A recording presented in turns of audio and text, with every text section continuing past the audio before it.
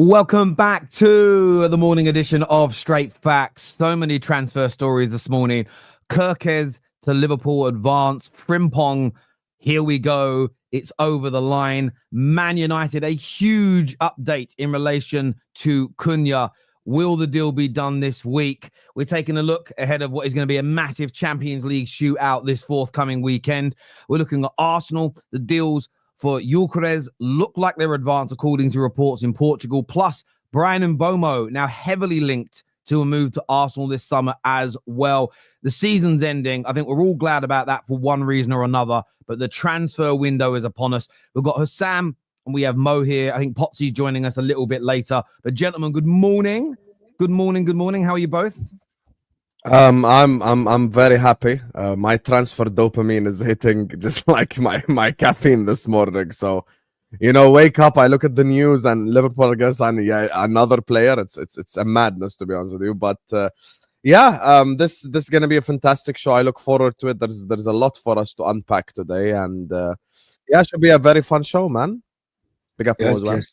We're good, bro. We're good. I'm good. It's transfer window. They yesterday against Lazio. At least, we did bottle it. At least there is gonna be like the last day madness with Chelsea. Did Napoli win the league yesterday?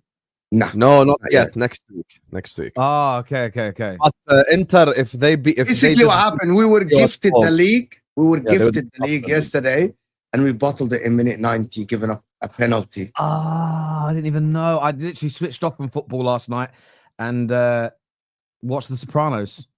I went old school. I didn't know that. Yeah, there is talks about Inzaghi. Can you be in the middle, please? Because you're the host. Yeah, but it will change when Potsy comes here. It'll go around. But yeah, we'll go in the middle. Actually, if we're gonna, why is us three? We'll go to the normal setup so we all feel normal. I want to say as well before we jump into the news, I want to thank everybody that has listened to mine and Mark Goldbridge's podcast. I got a message that came through yesterday. And I felt really chuffed and proud. We made it to number 20 in the US podcast charts. So the 20th most popular podcast in the United States of America was mine and Mark Goldbridge. If you haven't listened to it on Spotify, you can scan the QR code that's on the screen right now, and you can go and check that out, or just go and search Hot Take on Spotify. So I want to thank everyone who has followed us over there, giving us a 5-star rating. And I've been doing this. I've been in this game a long time. But to make it into the top 20 podcast, especially, I'm not too sure why people in it hasn't been appealing yet to people in the UK, but in the States, they have so many more people and so many more podcasts. And to be in the top 20, I was blown away. Not going to lie, I was blown away. I'm literally only like I'm only one place or two places down from Shannon Sharp's podcast. Like, I was very happy with that. Shannon Sharp's podcast. I'm a couple of places below. There's another guy as well I saw yesterday. I was like, damn, even being close to him.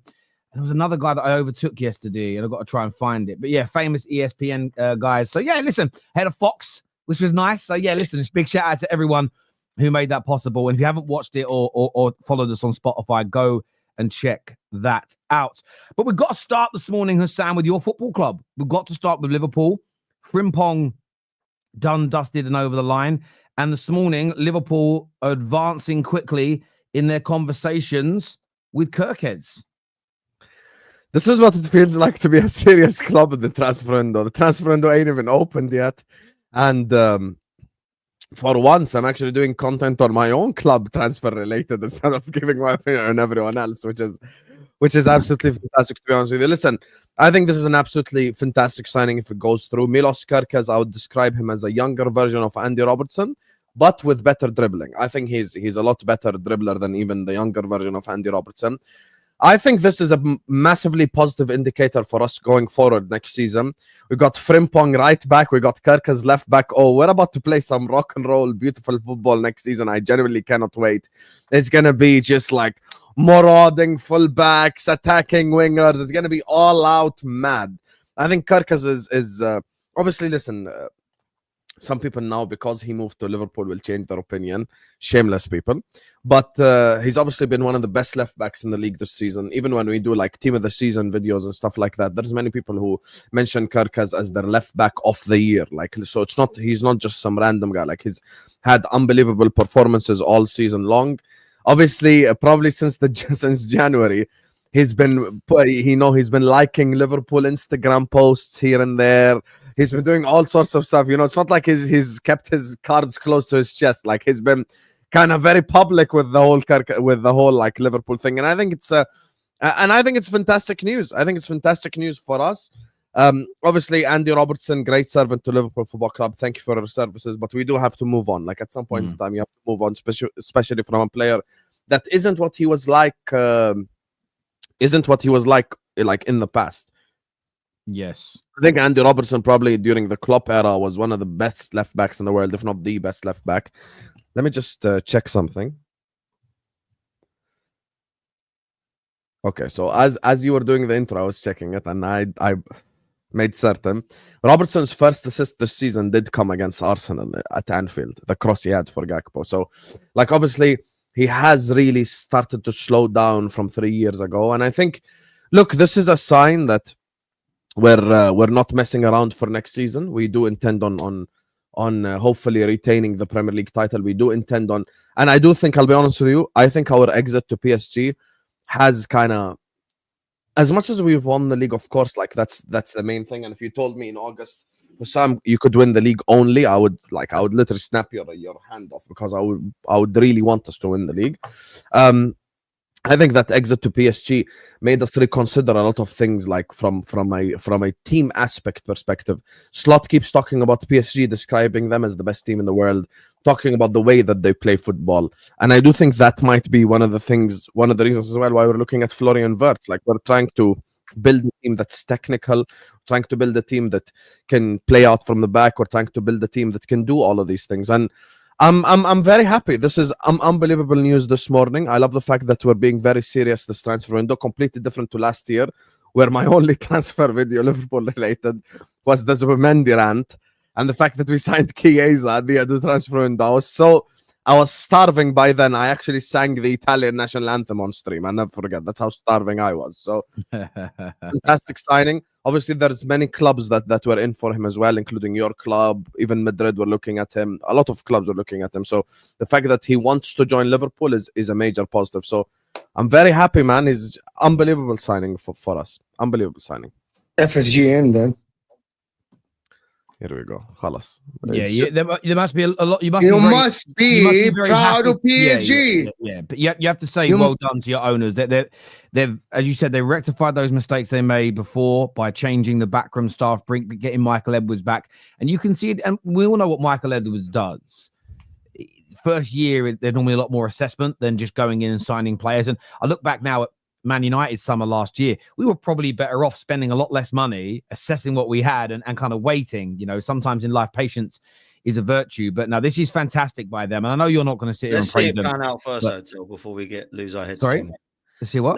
Let's see it pan out first before we lose our heads too much and start congratulating them. What with Liverpool?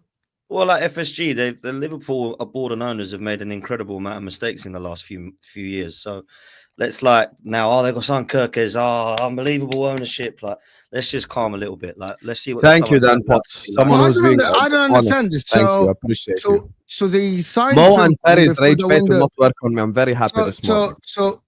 Okay, hold on. So Frimpong is a here we go. They are linked to Wirtz, and they are very close to Kerkez. So we need to wait and see. I don't get it. This is so strange to be honest. And equally, this isn't Ineos. This isn't your owners, Potsy. They've just helped them win the league by brilliant recruitment of a new manager to replace the legend. I'm not saying they're scum and they're rubbish. They've literally delivered this season at Premier League. I'm just saying that they've made some mistakes. Let's see how they rectify them. I'm not going to get too excited yet because we've seen it with Liverpool. Last summer they bought Chiesa. I understand that they won the league and it's great, but I've been one who's been kind of humbled with the ownership before because I thought they were a really well-run club and all this kind of stuff. And then I look at what's happening behind the scenes with the contracts, and Konate still could walk out on a free after Trent has. Let's just see what happens, man. That's all I'm saying. If they have that Frimpong summer and the Kerkez and they go get the 9, they get Wirtz, I'll be like, fair play. They've woken up and Edwards is great back and all this kind of stuff. But let's see it pan out first, man. They've had a lot.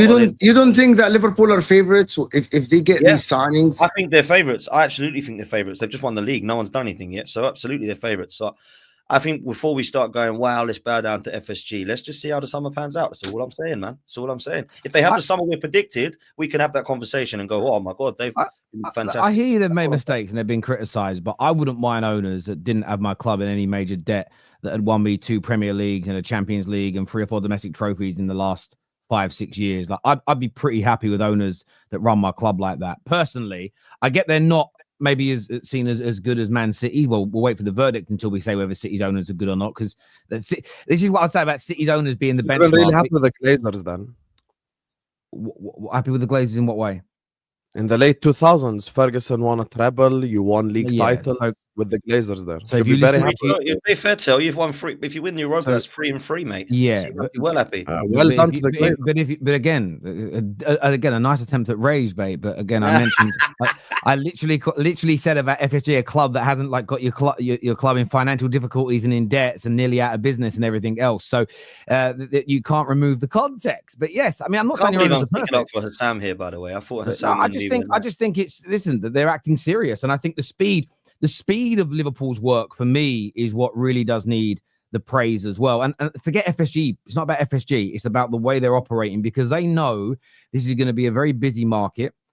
Come Thursday morning, there is going to be one of 2 teams who are struggling financially that are going to suddenly have a massive injection of cash. So again, the transfer market is going to change. They've sorted out their fullback problem. They've sorted out their fullback issue, whilst they're still getting drunk over winning their Premier League campaign. And I remember in the summer of 2007, United were champions, and we went and got Owen Hargreaves, Anderson, and Nani in the space of a couple of weeks after the season ended. And I just remember that for me was like the pinnacle of, when we had Sir Alex running the club alongside David Gill, that was the pinnacle. We started to dwindle after that. We weren't spending enough money. We didn't buy another central midfielder until 2014 after that. That's how things started to go wrong. But no, it's brilliant business by Liverpool. 2 fantastic players. I agree with what you said, Hassam. I won't do what a lot of rivals will with the whole, I'm going to change my mind about how good a player he is because he's joined a rival. Kerkez and Frimpong, I've always rated both of them. I'm not going to suddenly change my mind because they're joining Liverpool. Fantastic work. Absolutely, as things stand right now, the favourites next season. And I actually think your club want that pressure. Your club want to do something they haven't done since me and Potsy and Mo were in nappies and while you were still in your dad's sack, right? They want to win back-to-back league titles. And that is a different level of legacy, different level of an era. When you're doing back-to-back league titles, it isn't that rare in England. That isn't that common in England. If you actually go through 140 years of our league history, I did this about a year ago, so I don't know the stats off the top of my head. It's something like only 13 or 14 times teams have retained a league title in 140 odd years. It's very, very hard to do. So yeah, look, it's annoying, it's sobering, it's frustrating as a United fan, but I can do nothing but praise the fantastic deals. I think he's been the best left back in the league this season. Real talk, Kerkez. I think he's incredible, man. I think he's such a good player. And Frimpong, obviously, the thing is, going forward, people are saying, no, they're great defensively. Well, Robertson and Trent, I'm not going to say they were horrendous defensively, but they weren't known for being unbelievable tacklers and defenders. They were known for going forward, and they're basically replacing them like for like in terms of attributes. I think they're not going to be at that level, in my opinion, but they could be one day. I think they're 2 fantastic signings, I've got to be honest. And as much as I kind of was with Hassam in terms of let's see how it pans out, I don't think Liverpool fans should be able to forgive what's happened with the leaving your 3 best players on a year contract and doing the same with Cunha and potentially Alisson. But for me, I think the signings and the links are very good. If they get those 2 and they look to get another midfielder and a striker, yeah, Liverpool favourites again, man. 100%. Yeah, I hear you on that. By the way, everyone who's tuning in, please get the like button smashed. Get yourself subscribing to the channel as well. And big up everyone who's joined us from the United Stand. Thank you very, very much for tuning in. We appreciate you coming over, and welcome everybody. But yes, thank you to Dan Potts for actually being honest and saving the show before this went to the shits. Thank you, Dan. Thank you, brother. Thank nothing you. went to the crap. Brother.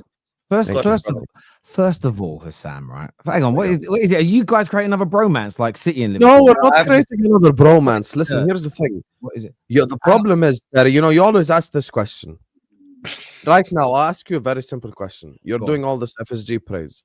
Let's say our transfer window ended now, and all we signed is Frimpong and Kerkez. Are you going to praise them as well? Because you know we need a lot more. Do you know what it is? This is just the difference between, I think, us as people. So I'm very similar with Ineos. When they make a mistake, I'll criticize them, but I don't blame them for things that haven't happened yet. So I won't be angry in our current summer transfer window until it ends. If we sign, the next bit of news we're talking about is Man United. It looks like we're going to get Cunha over the line. I will praise that and say that is fantastic business. Well done for getting it done early for a good price. But that doesn't mean I'll say they're the greatest owners ever. I'm not expecting you to go, I take everything back. This is where it becomes polarized. I don't expect you to say I'll take everything back that I've ever said about FSG. But did I not say that when I started speaking? I said, Yes. I'm very excited. I'm very glad that we're serious. I said, this is the, like, I'm so shocked that it's May 19th and we've already had 2 agreements. Exactly. Like, What no one's, but again, what you do is you go to the nth degree. Nobody said, take back everything you've ever said about FSG and just praise them forever. It was just for this particular deal. You can and I think that's we've lost sight of that as football fans. I was watching an Arsenal podcast last night that came on my timeline. I actually listened to a United one and suggestions come up for, I'll have a listen. And they were actually angry about their club looking at buying players to improve their team. It's like, we shouldn't forget how bad this season's been. And I just sat there and thought, you're going to make yourself ill, mate. You do, like, I've never known football fans ever in 40 years to go, I don't want to look forward. I only want to look backwards. And then I thought, imagine taking that concept that living your life that way. You never move forward. You just look backward. That's how depression kicks in. That's how you get ill, bruv. Like, genuinely, you have to at some point go, this was good. I'm happy with this today. You know, it's like going to a restaurant. Oh, last time I went in, my food was cold. which I said already. I know. I'm just trying to explain my position. So I'm never asking you to take back things you've said that were right at the time. I'm just talking about if you had a cold meal at a restaurant, you complained, and then the next time you came back, the meal was perfect. You wouldn't eat it and go, it was really, really good, this meal, but fuck you, the last one was cold. You'd say, I enjoyed the dinner. You can, isolation needed. Yeah, and in isolation, I think it's a fantastic signing and stuff. But I've got to wait to the end of the transfer window to judge. And I've already said I'm open to change my mind on Fenway Sports Group. I've said this 100 times. I just want a series of correct decisions in a row, transfer windows in a row where we do show ambition. This can't be a one-off thing, and then you tell me, oh, wow, look at FSG. Because with the Chiesa summer still happened. The Nunes and Calvin Ramsey summer still happened. All of these things happened in the past where they didn't help out Klopp as much as they should have. So. Yeah. No, I hear that. Viewers, get the like button smashed. Make sure you are subscribing. The other big news this morning from Fabrizio Romano, I just want to read this out, ladies and gentlemen, and I quote, I want to make sure I read it correctly. It says, an exclusive from him, Manchester United are now closing in on the Cunha deal. The Brazilian has accepted the project and the agreement on personal terms is now being finalized, almost done.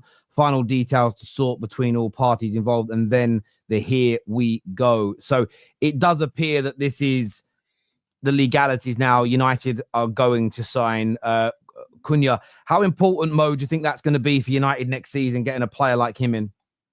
A great player that suits you to the T. I think there are other clubs that are challenging for the league should be in for him. I know that Man United want to sign this guy and everything, and he accepted the project. I'm like, listen, he's a fantastic signing for Ruben Amorim.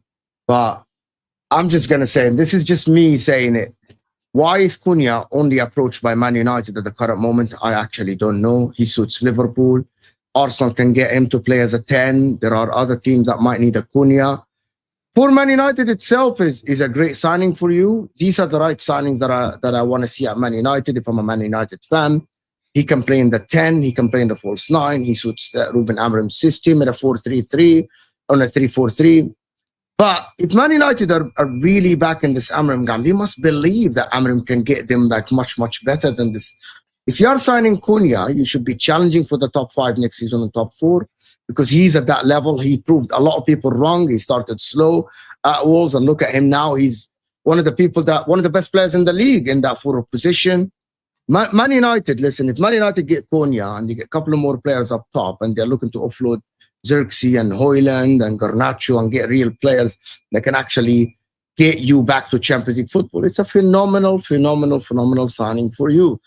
I'm still not sure why people like Cunha are really convinced about the project. I really don't know. Like, and this is not me hating on Man United, but if Man United are being able to convince Cunha, why can't Arsenal?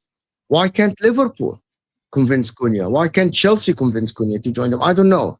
Is he so There's an easy answer. The Liverpool have the no D head policy, and according to reports, even though Slot likes Cunha, the reason why we didn't go after him is because we think that he has like attitude issues, which I don't know what. So you think Chelsea are the same? I'm only reporting the news. You know, that's what I will say. Okay, I didn't know that he has an attitude problem, and people are not looking at him because he has attitude problem. But it's only because of the incident in the games where he's got the hump, or he's grabbed that Ipswich guy's glasses off his face and he lost his head and all that. Like, that can be. He's a young guy who's emotional. Sometimes it gets the better of you. It's not great. It's not a good look, and I'm not saying he's an angel, but I don't think people should just not buy him because he did that. Like, for me, I think he's a quality player. Where I have a question mark, and it's not, somebody might be able to just answer this straight away for me, is where does this leave Bruno Fernandes in the team? Does he play alongside him? Does he drop deeper? Does he go up ahead? Does he go wide? Because surely you can't play in an IMMINENT system. How do them two fit in is my question mark. Someone might be able to just go, boom. It's like, I know this answer. Very simple. IMMINENT system relies so much on the lines being run by the wing backs, not the 2 10s behind the forward.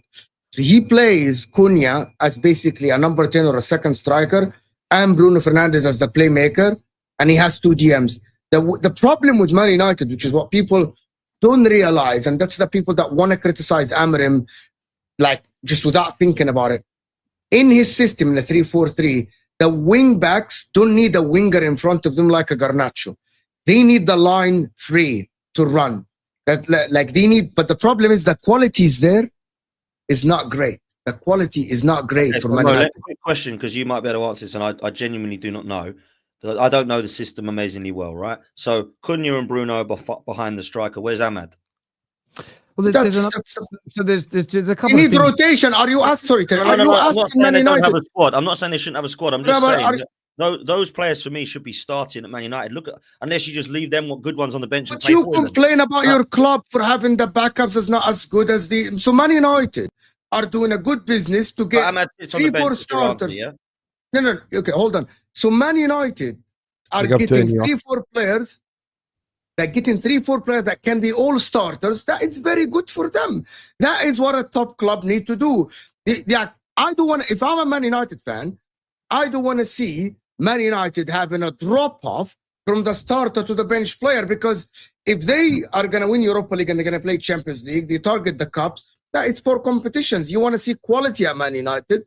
You want to see the bench player is able to compete as much as the starters. If they have Ahmad, they have Cunha, they have 2 strikers, Bruno, that is good for them. And I'm for that. I want my club to do that. And I've complained about that with Arsenal not having good enough squad depth. My point is, I don't see how it's all going to fit in. I might be wrong. I might look at it and go, wow, Bruno's dropped deep. Ahmad and Cunha are the 2. And then there's a striker. And I'll be like, fairs. But I don't think personally, the first thing I look at that Man United side is that Ahmad, get him dropped to the bench because he'll be good coming on. Bruno, drop him deeper because I know he's good in attacking roles. But we need him now to dictate. I don't know if I'd be looking at that as the first thing. But I might be wrong. It might absolutely bang. I think Bruno will go deep, by the way. I think Bruno is going to be like...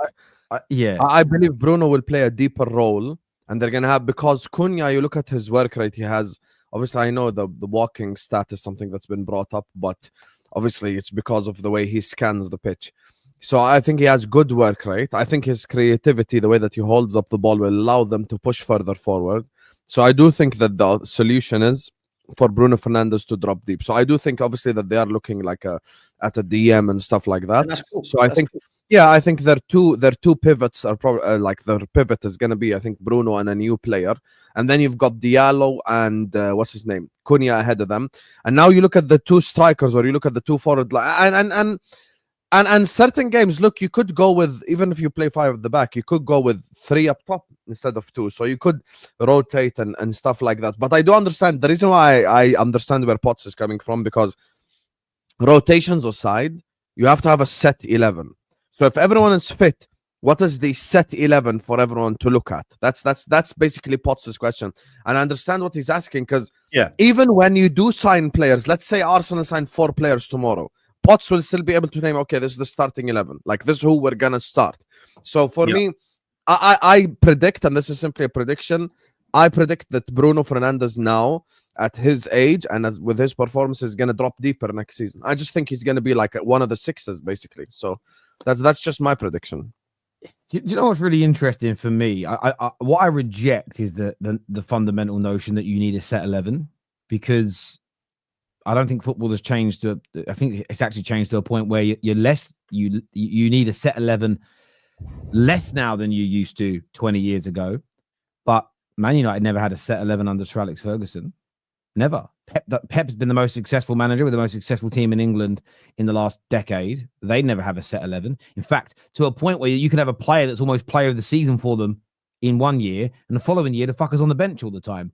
So I just reject the notion that you need a set 11. What Man United need, and I also reject the idea that you need specialists in every position. I think that's a fundamental flaw that you can put into your squad. There needs to be versatility, and you need to be able to rotate. One of our biggest issues at United for a decade has been when we try to rotate, the drop-off in quality is vast, absolutely vast. So for me, I love the idea of, I want us to also go for Brian Mbeumo, who also could play in one of those 10 roles. He'd be very different because he would drift out into those wing positions as an example. Both him and Cunha can also play in the number 9 role if needed. Bruno can then play in the pivot. He can also play in the 10. Ahmad can play in the 10. He can play right wing back. Because actually, well, one, we're not going to be the completed article next year. No matter how much we improve, we're not going to be at our optimum best within one summer and one transfer window. But we need that versatility because we play different sides in different competitions. And there's different, there's more than one way to skin a cat. And there's a lot of people that will accuse Amram. He only has one way of playing. He doesn't. He doesn't. He has a formation that he uses. But when he has, for instance, Delo in a wing-back role, we operate differently to when Maz is in it. When we start with 2 holding midfielders, we operate differently to when Bruno starts in that double pivot. It's just people pretend to not see it because it's part of the agenda. So for me, I do get the point you're making. Like, where does a player fit in? Yeah, I actually want Bruno Fernandes to have some games where he isn't playing. I think the man has played far too much football at times where actually maybe a few times where he gets a bit of a rest and a bit of rotation would help him, especially going into his 30s.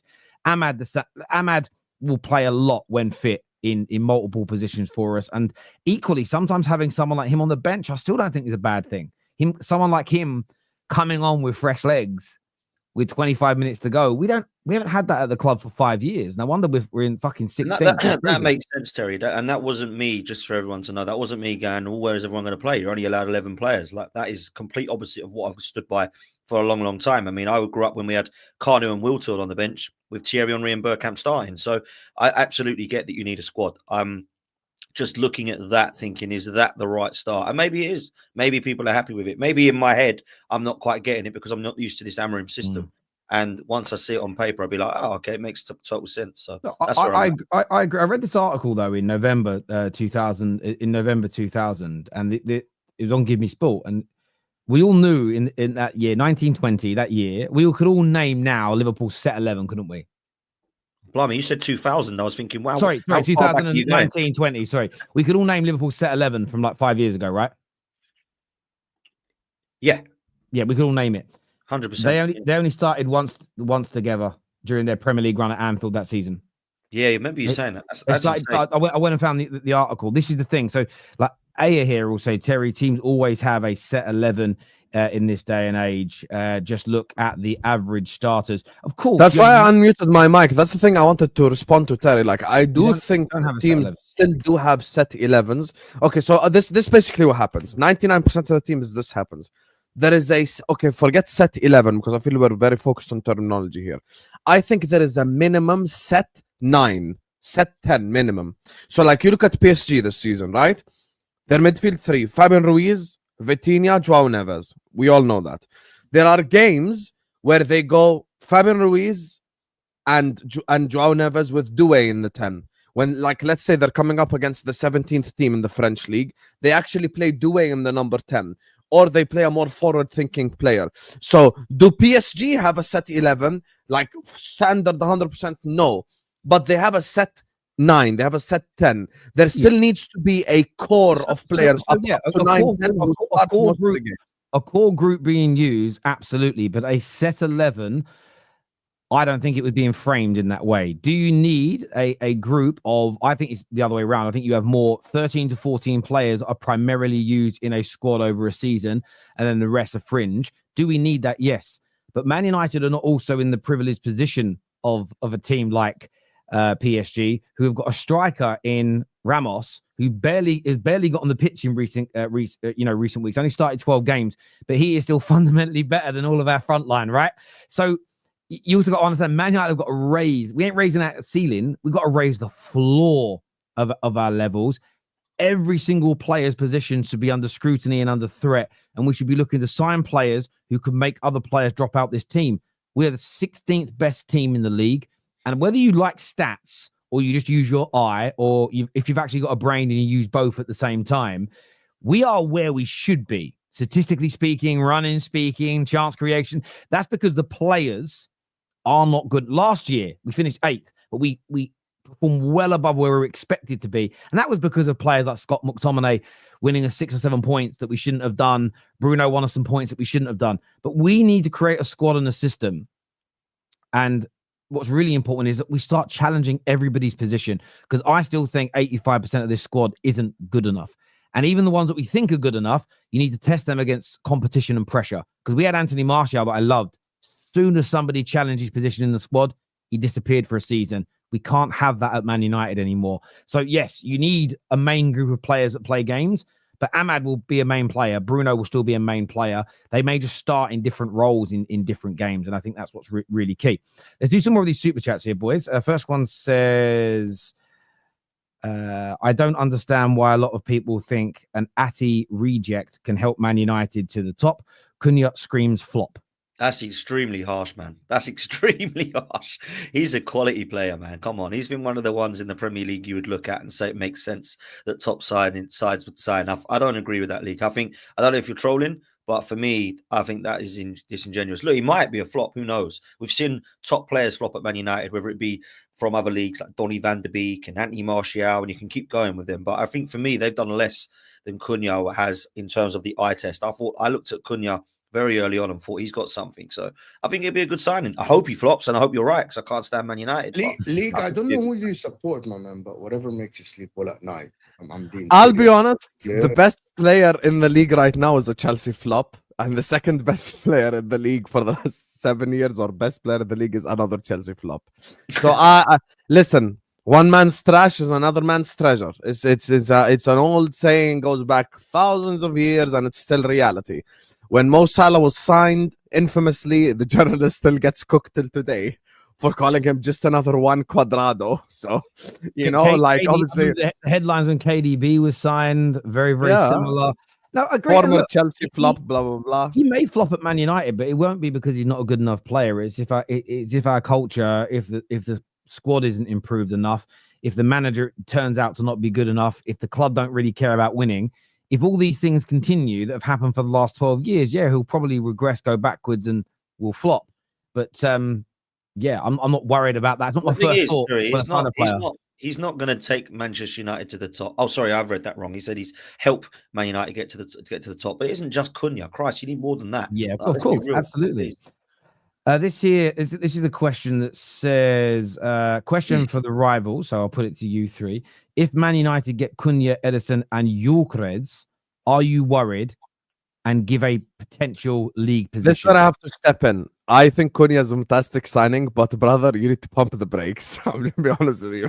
Yeah, but just hang on. Humor the super chat. He's just saying, if this happened, what would you think? Like, humor him. Like, answer his question. Yeah, I am going to humor him. Currently, you're in 16th, my brother. So when you're telling me I'm supposed to be worried about the team in 16th, you still have a long way to go, brother. So I look at your team, and with the 3 signings you mentioned, you probably end up 6th, maybe 6th, something like that. 6th, top 6. Yeah, I still don't think you're as good as the top 4 sides. Obviously, Gyokeres is a very good player, so he'll help your goal scoring. Ederson from Atalanta, I wanted last summer, so I think he's a fantastic signing. Cunha the same, but when you say the words worried, it puts us off, because I'm not worried. Let me reframe worried though, right?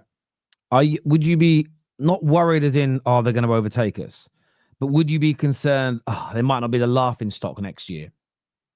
If the signings like that were made, do you think it would change that view? Yeah, I don't think you'll be a laughing stock. You'll be 6th, which is not laughing stock for Man United after this season, like 16th. You're only a laughing stock in the league, though. Let's have that right. You're not a laughing stock in the last 3 years in terms of what you've won. Well, that's if you win the Europa League, which Terry, you must, by the way. No, he must not. Come on, you Spurs. No, F off you Spurs.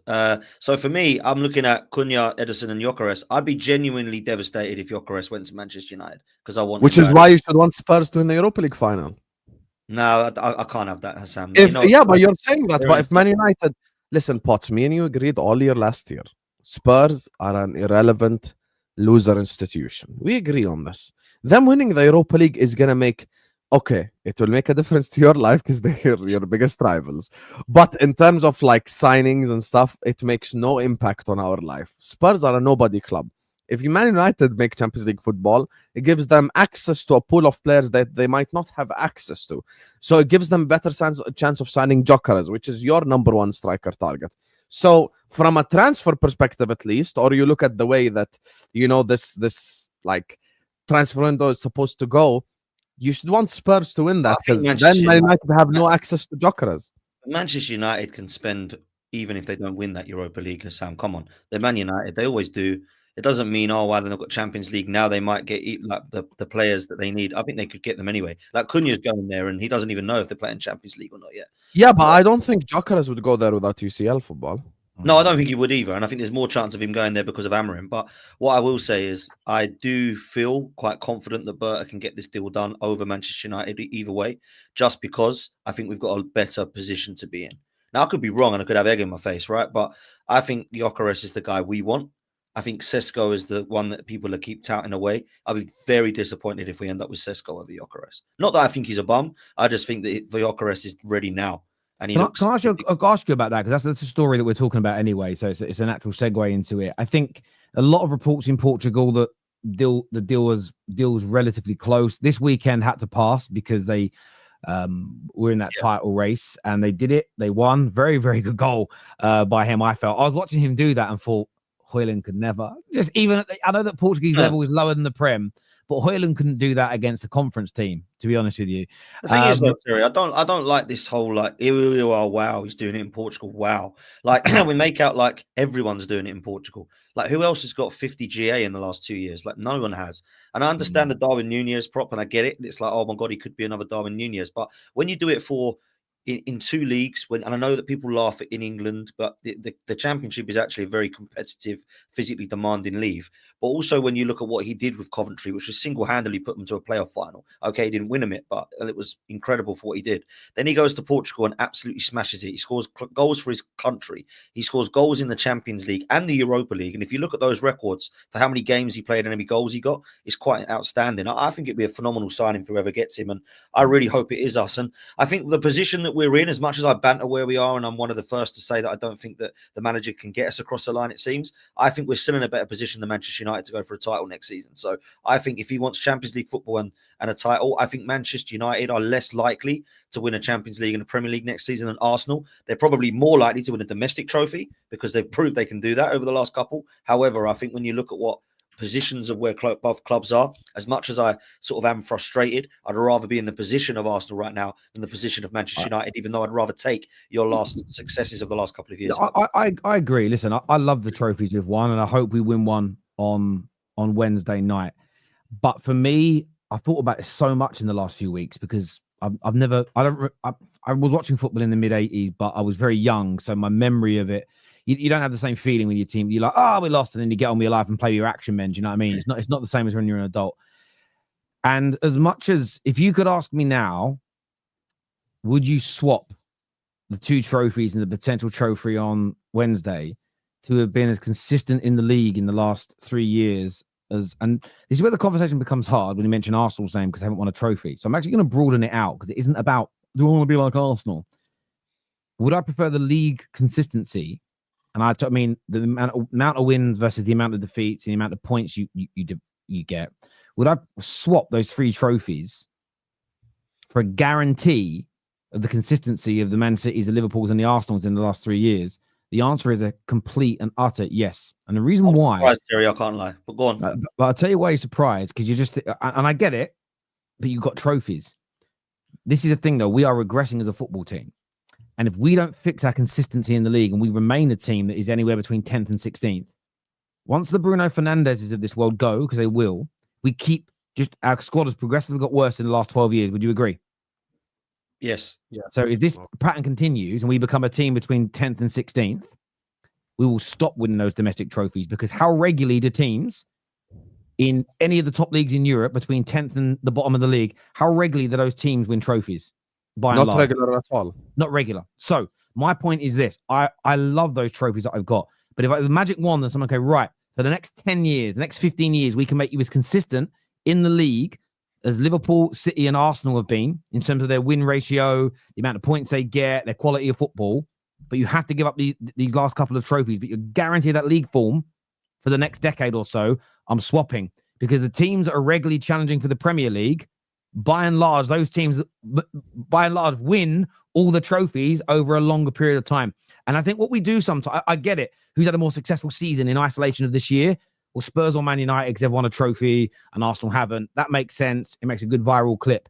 But when we're being absolutely honest, and I'm not saying this because it's my thought process and, Terry's a genius, he's thought of this. I'm going by what the Brian Cloughs, the Fergies, the greatest managers of all time have said forever.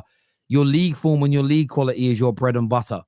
It's different in some other leagues. It's a hard question, though, Terry, because you want both. You want to be competitive in the league and winning trophies, right? When you get asked that question, Utopia, but they aren't. But they aren't. But Man United aren't. Okay, but Man United aren't. You want both, but Man United aren't. They've been going down. I've got one more bit. Won the cup. I've got one more bit to say on this, and then I'll let you guys talk. Sorry, I would say this. I get your point. In these last couple of years, we have kind of defied logic. I know we came third actually in Ten Hag's first season, but we have defied. That was logic. a good year. We have defied logic by being poor and winning trophies. If we, this is why though sometimes you have to look beyond the end of your nose and try and see the wood for the trees, because if we continue in our trajectory, we're heading towards relegation. We ain't going to keep winning trophies. If you're heading towards being good enough to win the league and you maintain, remember what I'm saying, that you maintain that quality over a longer period of time, you are more likely to win trophies being one of the best teams in England versus being a team that's around 16th, 17th in the league. So yes, the utopia is to be right at the top of the league and to be winning those trophies. But this idea that I would swap, I would swap to be as good as Arsenal are as football right now for this Europa League final. Because what that means with a good summer is I've got a real chance of winning the biggest prizes next year. And I heard Arsenal fans this last week go, I'd rather, Strasbourg Steve, as a Newcastle fan, said last night, he goes, I'd rather get into the Europa League than the Champions League because we've got more chance of winning it. For me, I want my club to be in the biggest and the best competitions and in the title races for the biggest trophies. Yes, I want League Cups and FA Cups as well, but it's not just, well, they're easy to win, so I'll go for them. I'll stay out of the others. I want to be able to win the best. That was on my channel the other week with Yardman and Lee Gunner going mental about how they want to be in the Europa League to try and win it, whereas I actually want to be in the Champions League. So I agree with you there. But let me say this, because I know Mo wants to come in. So let me give Mo an example then, right? Let's take it to Serie A. AC Milan and Juventus and Napoli in the next 3 seasons are going to finish 11th, 12th, 9th, but they're going to win a trophy. Inter Milan in the next 3 are going to come second and win nothing. Would you rather be Inter Milan or would you rather win trophy for 3 years? What trophies can you define? Well, I don't know what your equivalents are. No. See, the difference between me and you is that Coppa Italia.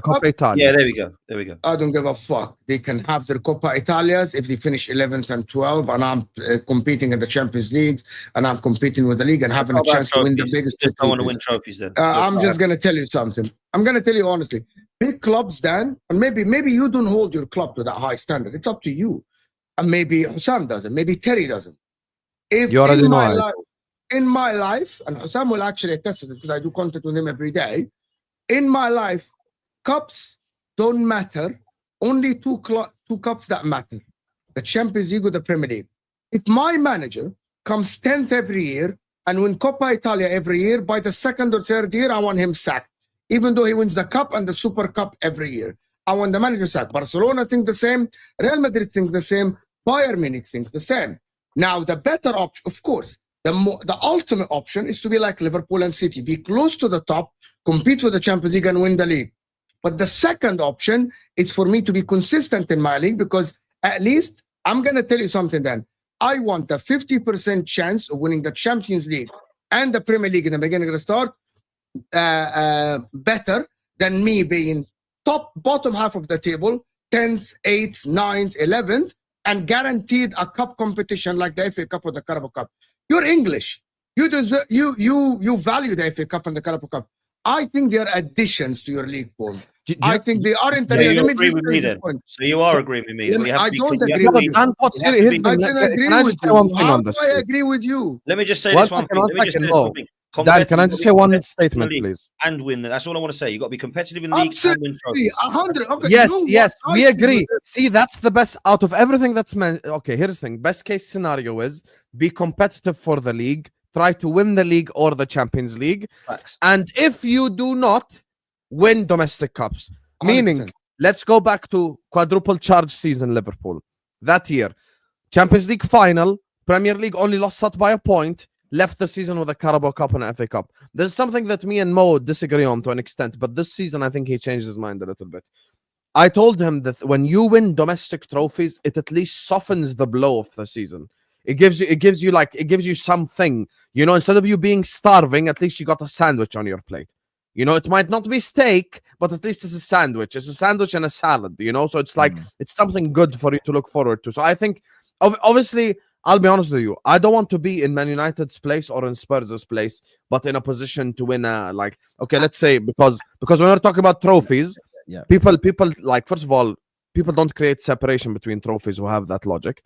So when you look at like Man United, would I rather be 16th and win Carabao Cup or second and win nothing? I don't want to be 16th in the league, because that means for 38 game weeks, I'm going to be absolutely miserable. I'm going to have my worst season ever in terms of like finishes in the league. And like, it's just going to get masked by a domestic cup. And like what Terry said as well, that's very important future-wise. Obviously, Man United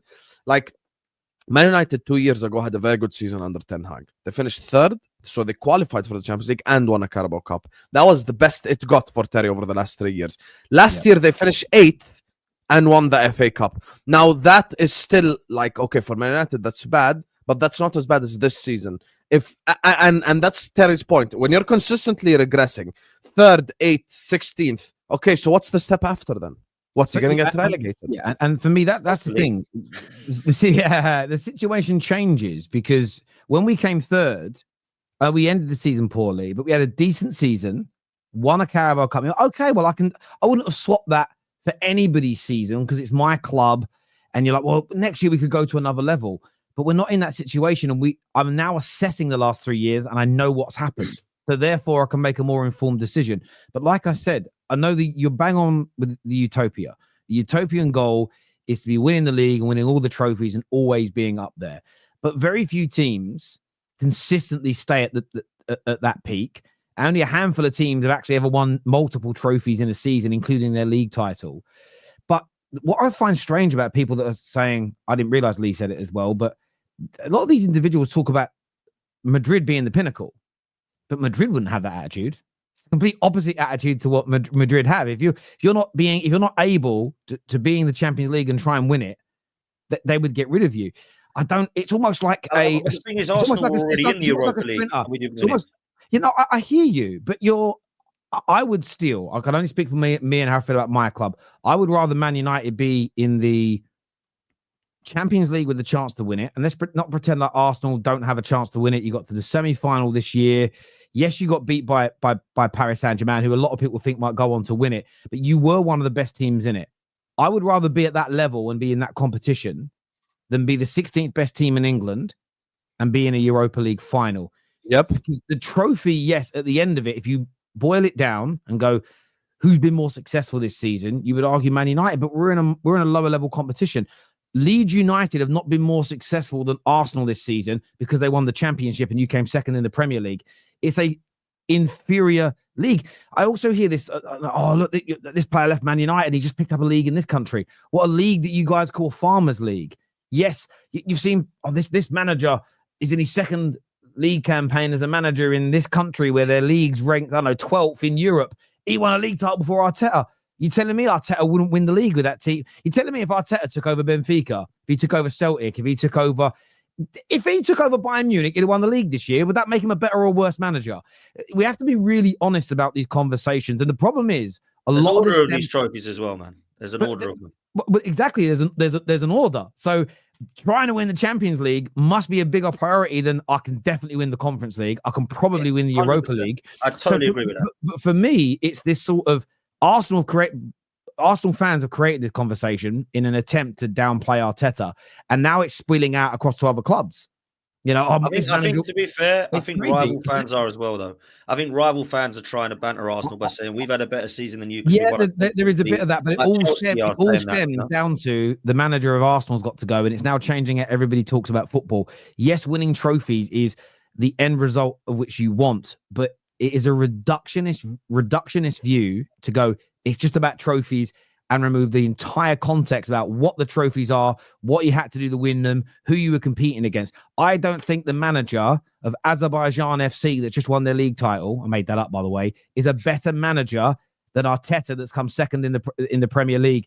People are going too far with that criticism, and it's damaging football conversations because nobody is being honest. And the same people that say they have these standards are now saying, don't put me in the Champions League, put me in a lesser competition to win it. That logic dictates, well, demote yourself from the Premier League then into the Championship because you might win it. Why would you do that? It's like, imagine you're a sprinter. Oh, I'm not going to the Olympics this year, Terry. Why? Looked at the times of the other runners. I might not make the final. But whilst they're all at the Olympics, there's a local competition going on. I'm going to win that. So I'll be a champion. That's not... I have a genuine question for everyone. Crazy. I have a genuine question for everyone in the chat and the panel here, because I just thought about it now. Would you swap Arsenal's season this season with Crystal Palace, knowing, let me put the context, knowing that Crystal Palace next season will not win Europa League. Crystal Palace next season will not compete for the league. They aren't going to go for the top players, right? While Arsenal reached a semi-final of the Champions League, they are second in the league, failure. But you know that Arsenal are targeting the top players. Let me finish. But you were targeting the top players to go win the Champions League and the Premier League next season. Palace won the cup. I need to ask you a question when it comes to swapping. I want to get the context of this. One last bit. When it comes to swapping, do you just mean the achievements, or have you got to swap everything? Your team's got Arsenal will get the FA Cup, but it means next season their team will be as good as Palace, and Palace's team will be as good as you swap everything. No, you swap. Yeah, that's what I mean. You swap can't everything. just swap the trophy. You got to swap everything. Yeah, I agree. You're not gonna pick and choose. Yeah, I'm honest. That for me, okay, Arsenal would swap Man United season. Also, Arsenal would swap to win Europa League, but next season Arsenal will be second again. Like challenge. No, you gotta swap everything. You gotta be honest here. You gotta be honest. You gotta. I'll be honest with you. We need to bring a bit of as well balance to this debate. Look, the reason why the Arsenal fans are mad, and they have every right to be mad, and I do think even me and Mo speak to even match-going Arsenal fans. Potts is one of them, and a lot of them have changed their mind. A lot of them aren't as satisfied. It's because it's been 3 years where exactly what Terry is happening described as happening, which is obviously Arsenal are competing for the major honors, but they're still leaving with nothing. You still have to leave with something on your plate. The prime example is the FA Cup this season. Let's say the final was Arsenal Crystal Palace. We know Arsenal do really well at Wembley. If Arsenal won the FA Cup this season, finished second, a lot of Arsenal fans would be looking forward to next season. A lot of them would be a lot more excited. So I do think there needs to be a bit of balance in this debate. The problem with Arteta is, and yes, Terry is right. Listen, Vincent Kompany is not a better manager than Arteta. We know this. Like, Vincent Kompany got relegated with Burnley. Obviously, if I sent Arteta to Bayern Munich, he would have won the league over there. We understand that. But we're talking now from an Arsenal perspective. 3 years you've competed. 3 years you've been really close, and you've left with nothing. That's the issue. Now, let's say a combination of Man United and Arsenal happened over the last 3 years. 3 years ago, when they were in the Europa League, Arsenal, that is, they finished second and won Europa. 2 years ago, last year, they finished second, won the Carabao Cup. This year, they finished second and won the FA Cup. They're at least still leaving the season with something. And I think that it still has value. It's amazing, but that is the second option to Utopia, Hussam. But that didn't happen. But I agree, Hussam, I agree with you. And that's why there's criticism, because it didn't happen. Yes. But Hussam, Arsenal fans should criticize their season for not winning a trophy. Nobody has said they shouldn't. Where it becomes disingenuous, diabolical, and almost a lie, in my opinion, is, and someone said earlier to your question, Mo, and I want to put this comment up, that's a strange hypothetical, to be honest, Josh, but it isn't Mo who started the hypothetical. It's the Arsenal fans that say, I would swap my season for Palace. What they're actually saying is, I want to keep Arsenal's team. I want to be as good as Arsenal are, by and large, over the last 3 or 4 years. I want to be who we are next year and be able to sign the players we are able to sign, but I want their trophy. Well, yes, everyone agrees with that. But if you're going to swap, if you stretch the question out and say, would you swap?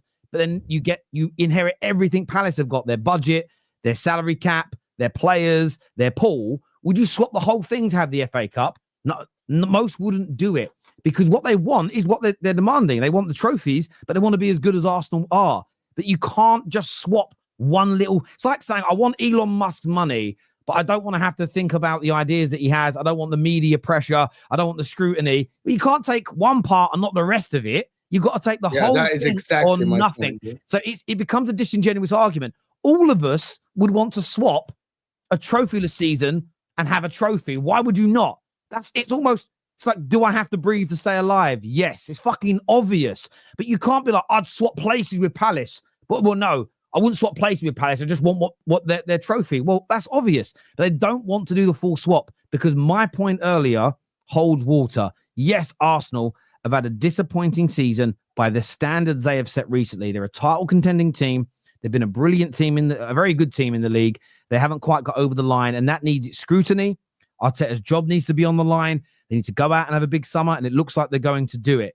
But this idea that from some Arsenal fans that they would swap with Man United or Tottenham or Palace, yeah, the trophy we might win. You wouldn't swap places with us just to have the trophy. That is a load of bullshit and a lie.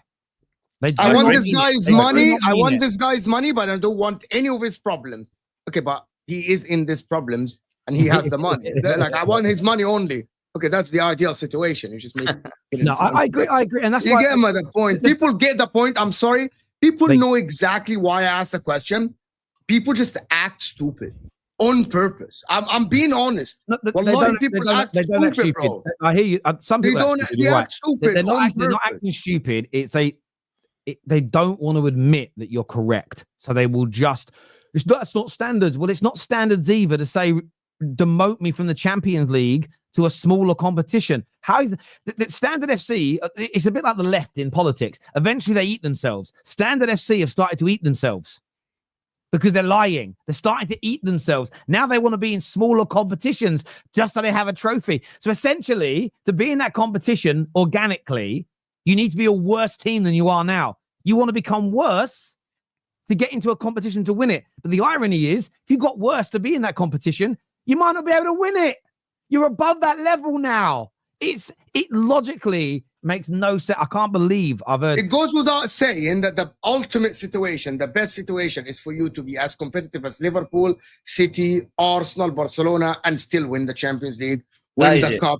That is and if not with something, that's what Liverpool. We all want this, bro. I want my club. If my club fail, for example, in the league, which is we're gonna fail in the league, I need to win the Champions League. Yes, but I wouldn't swap it for a Super Cup win of Milan, who are 8th in the league. Okay, so can we all agree, though, right, as a panel, that the minimum expectation for Arsenal next season, because he's staying, Arteta's going to stay, is that we are competitive in the league and that we win a trophy? That is the bare minimum expectation. I disagree with you. Minimum expectation is win. Done. Dan, see the difference, Dan? Dan, 7 man. Do you consider Arsenal a big club, Dan? One of the biggest in the world. We don't act like it, but yeah, we're supposed to be. Yeah, do you consider, with the history, with the players that you have? I've tried to, but our fan base don't agree. But I do, yeah. This is how we do. The Bergkamps, the Vieiras, and all the Perezes. If my club has a manager for 6 years and invest and get him the Gyokeres and get him Rodrigo or whatever, Nico Williams, and get Zubamendi, one of the most sought players in the world, I am not going to be content with an FA Cup or a Carabao Cup. I want my manager to at least win the league with all due respect to everyone, the league with the Champions League. I cannot have a manager at a top club for 6 Arsenal years could win FA Cup and Carabao Cup next season, and it's a failure. and still failure. If you come fourth next year, I'm telling you, Dan, there is a hypothetical situation. You come fourth next year because maybe Liverpool are strengthening Man City. Yeah, I mean, look. Hold on, let me finish. Sorry, go on. Please, go on, please, go on, please, go on. Derek. And you go to a semi-final of the Champions League, which is stagnated, but you had a great campaign, and you are competitive in the league, but you fall off, and you win a Carabao Cup and an FA Cup. And I'm like, okay, but the target should be the Premier League or the Champions League. Do you think Liverpool are like sitting there and like, yeah, we are okay with our club winning the Carabao Cup, but we're not winning the league. We won the 20, bro. I hear you. I just think that, you know what it is when you say foul, Dan? I suppose it's when people say the minimum expectation, that not achieving your minimum expectation doesn't necessarily in football equate to being sacked. And what I mean is, say you win the Carabao Cup and come a very close second, you've fouled on your main objective of winning the league, but he's probably going to be given more time because he's kept you competitive in the league. A trophy has been won, but you still may have fouled on your main objective as an example. I don't disagree with your minimum expectation. I think as a minimum next year, a domestic trophy and a league title challenge should be the absolute minimum expectation. That's what when I you said. can, yeah, I completely agree that should be your minimum level of expectation. However, context when it comes to reviewing the season should always be applied. I think we're beyond as fans now. I don't think we're saying that is an outstanding season coming second. No. Yeah, it's a minimum expectation. Bare minimum. No. You're right. You're spot on with that, mate. I'm not going to be over the moon, but I'm like, okay, I think bare minimum for Arsenal is win UCL or Prem. No, that can't be the bare minimum because that's the end goal. That's. I mean, okay, the utopia. When are they going to reach the end goal after 8-10 years with the same squad? Hang on a minute. So it's.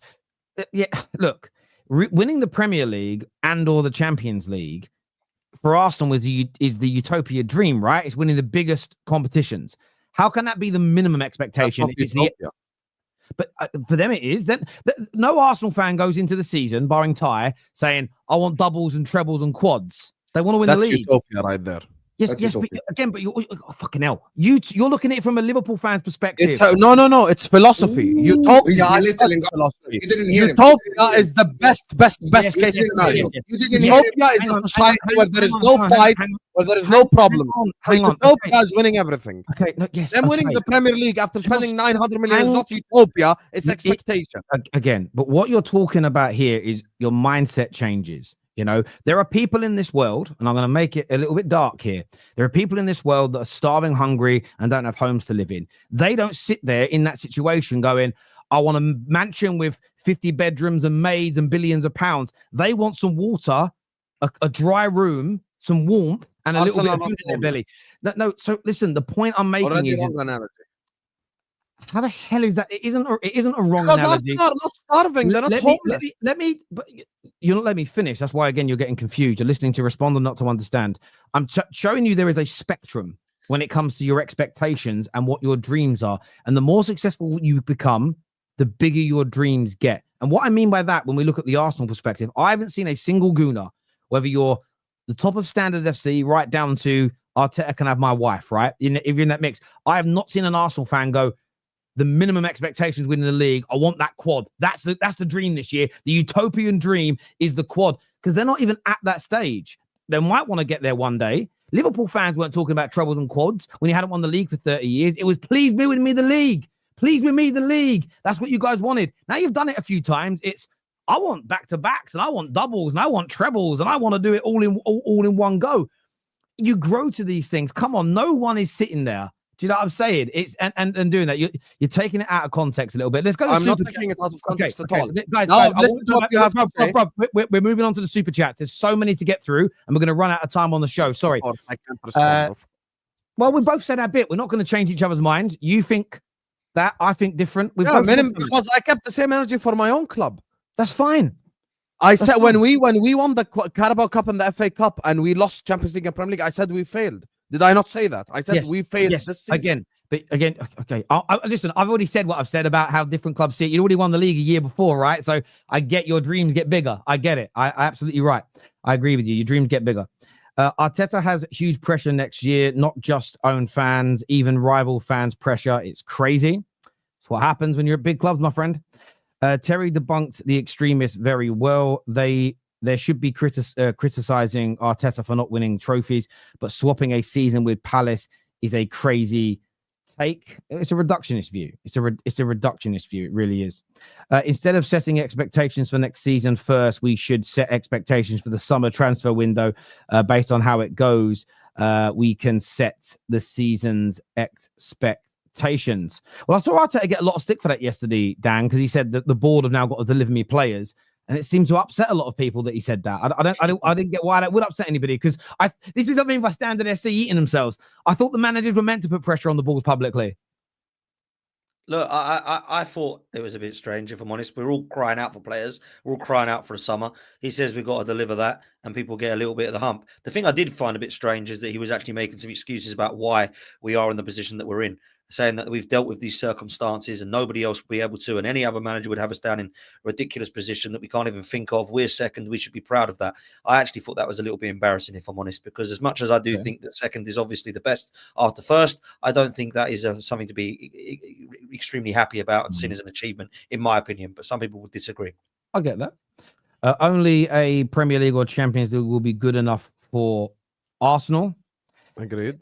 I hear you. I hear where you're coming from. We all want that. I mean, we're making out like we're just, oh, please give me an energy drink cup and I'll celebrate for the next 10 years. Come on, man. Be realistic. Yeah. Great debate, guys. Potts, I see the injury excuse being used everywhere of late for Arsenal. How much slack do you give Arteta with the injuries? So it's a really good question, this, because this is something that he brought up yesterday on the mic, end of the speech. Basically, when he didn't say that, he didn't say, look at me, I'm a genius. I've got no players here to play with. But at the end of the day, we've had injuries this season. Wow. Last season, we didn't have injuries and we won nothing. Season before that, we had a couple of injuries and we won nothing. The season before that, you could go into it again. So I think this season, when he had, in my opinion, he's had 31 players now, £700 million spent. If you're complaining about not having a squad when you've had 3 11s you can pick from with 31 players, then I think you've got to look at the manager and say, right, why can't you get the best out of this squad? Because as much as I don't believe that squad was absolutely guaranteed or should have been to win the Premier League, that is good enough to win a trophy. When Eddie Howe can do it, when Glasner can do it, when Ten Hag can do it, when potentially Amorim or Ange can do it, and maybe even Maresca can do it, he should be winning a trophy. That's a really good point, mate. I find this Arteta conversation so tiring. How can you doubt his ability to get us over the line and want him out after he's completely transformed us in his first job? Is the principle just quickly on this pinnacle of entitlement? Pinnacle. I'll answer this because I'm someone who doubts Arteta's ability to get over the line. You want to know why I doubt Arteta's ability to get over the line? Because he hasn't gotten over the line in 3 years. So yes, he has gotten you from position A to position B, but now we're talking about getting you from position B to winning something. So in the last 3 years, and everyone on the panel knows this, when Arsenal were 8 points ahead, I said they were going to win the league. I went into last season predicting Arsenal are going to win the league, and I went into this year predicting Arsenal are going to win the league. So you cannot call me biased. You cannot call me a hater. You cannot say any of the stupid shit that people say. At the end of the day, 3 years now after saying Arsenal are going to win something, now I'm completely off. Like I've said now, I don't even look at Arsenal as a threat next season with Arteta as manager, because I just don't think he has the mentality to get you over the line. There are managers that can build you to a certain extent, like a Brendan Rodgers, like in my opinion now a Mikel Arteta, that can build your club to get to a certain level, to a certain extent, but can never get over the line. And I think that's a thing in football. And that's why I think Arsenal's best signing for me personally, if I'm an Arsenal fan, would be to get someone, a new manager in who has gotten over the line. This year, reason Arsenal fans are mad is KSE promised us we would be an elite club, but we've been Banter FC for 20 plus years and won nothing, and it will continue. And it will continue. Like, great super chat. Just quickly on that, he said again that we're going to have a war chest and a big summer. I've heard that for a very, very long time. Even when we have had it, it doesn't excite me, because I need to see this manager get us across the line. And this is why I'm not even saying, win me a League Cup, yeah, and show me this team can actually get winning mentality installed into this manager and get us across the line. I wouldn't be over the moon with it. I'm not going to start going mental about it. But win me something, please. In the last 5 years, we've won nothing with this team that he's built. The only time he's won something was with the mess that he picked up, that in that last 5 years had won more than he's won in his first 5 years, that everyone's lauding. Like, let's just be real. The last 5 years of Wenger was more successful than the first. Then 5 he only years. managed only the last 2 games of the FA Cup as well. Yeah, No, he three couldn't. games. Yeah, no, he couldn't have done. He came in the November. So he must have done the whole FA Cup campaign. Arteta had to have done. No, he came came- in November. no, he did actually. No, you're right. He came in Again, on I keep hearing Yardman say that, and I don't know Yardman. I keep hearing him say he managed 2 games. It's impossible. He came in the No, November. he managed December. Wolves, Sheffield United, and Man City and Chelsea. Yeah, you're right. Yeah. He managed Yeah. the whole campaign. Fair. It's just. I think that's what's happened though, and I don't necessarily blame the guys. They despise Arteta, and it's got to a point where, like, again, I heard him say that on the fan cam, and I was sitting there going, I remember where I was when Arteta became Arsenal's manager because I recorded a video. And I was in a hotel room in Skipton for a company I used to work for. Just randomly remember it. And I'm like, that was definitely in the November because I just joined this company doing some consultancy work.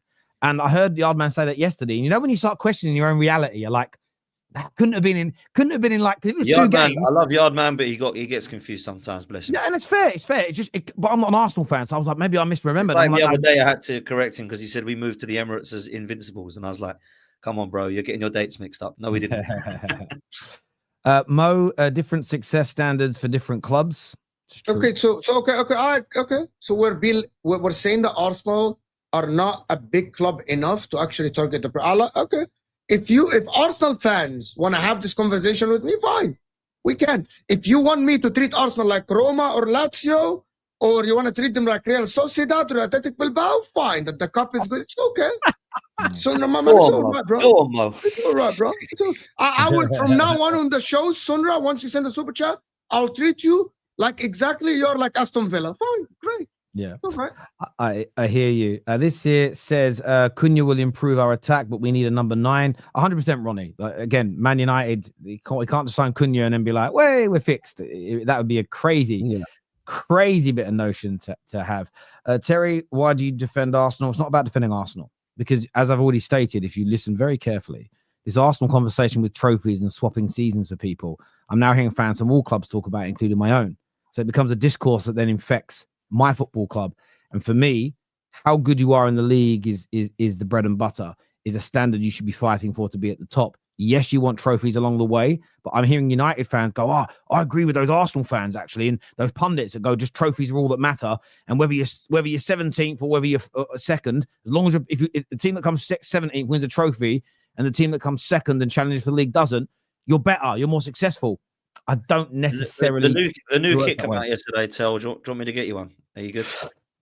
Already ordered 2, mate, home and away. Good man. Home and away. So yeah, I've got the new Arsenal kits. So again, it's about if some of the weird logic against or for Arsenal gets accepted in football, it moves itself into our football clubs, and I'm pushing back against it. You know how many people get rattled by you? They actually genuinely think you're an Arsenal fan secretly. You know how many people that tell me this?